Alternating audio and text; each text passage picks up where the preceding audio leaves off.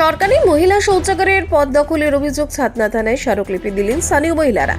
ছাতনা bypass মোড়ের Barbakra bus stop সংলগ্ন একটি সরকারি মহিলা শৌচাগার সর্বসাধারণের ব্যবহারের জন্য নির্মিত হলেও বর্তমানে সেটির প্রবেশপথ দখল পেয়ে যাওয়ায় মহিলাদের চরম সমস্যার সম্মুখীন হতে হচ্ছে বলে অভিযোগ উঠেছে।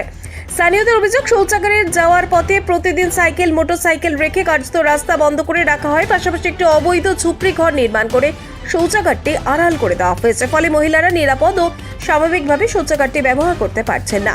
এই পরিস্থিতির প্রতিবাদে এদিন এলাকার মহিলারা ছাতনা থানায় লিখিত অভিযোগ দায়ের করেন। তাদের দাবি, শৌচাগারে যাওয়ার পথ থেকে অবৈধ ঝুপড়ি অপসারণ এবং সাইকেল মোটরসাইকেলের অবৈধ স্ট্যান্ড সরিয়ে দ্রুত দখলমুক্ত করা হোক, যাতে সরকারি মহিলা শৌচাগারটি পুনরায় নির্বিঘ্নে ব্যবহার করা যায়। অভিযোগের ভিত্তিতে বিষয়টি খতিয়ে দেখে প্রয়োজনীয় ব্যবস্থা নেওয়ার আশ্বাস দিয়েছেন ছাতনা থানা। আমাদের বারবাকড়া বাইপাস মোড়ে একটা মহিলাদের শৌচালয় আছে। ওটা দীর্ঘদিন অব্যবস্থার জন্য আমাদের মহিলারা কেউ ব্যবহার করতে পারছি না। ওখানে বিভিন্ন দোকান, সরকারি জায়গাতে ফলের দোকান, তারপরে সাইকেল স্ট্যান্ড, এইসব ছেলেরা ওখানটা ভিড় করে থাকে। তার জন্য কোনো মহিলা ওখানে যেতে পারে না।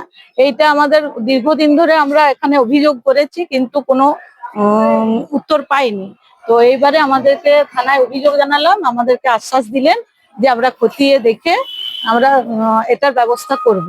আমাদেরও বিশ্বাস আছে যে আমাদের মাননীয় মুখ্যমন্ত্রী শুভেন্দু অধিকারীর যে নেতৃত্বে আমাদের যে সরকার এসছে, সেই সরকারের যে আমাদের আইন ব্যবস্থা, সেটা সঠিকভাবে আমরা সাহায্য পাবো।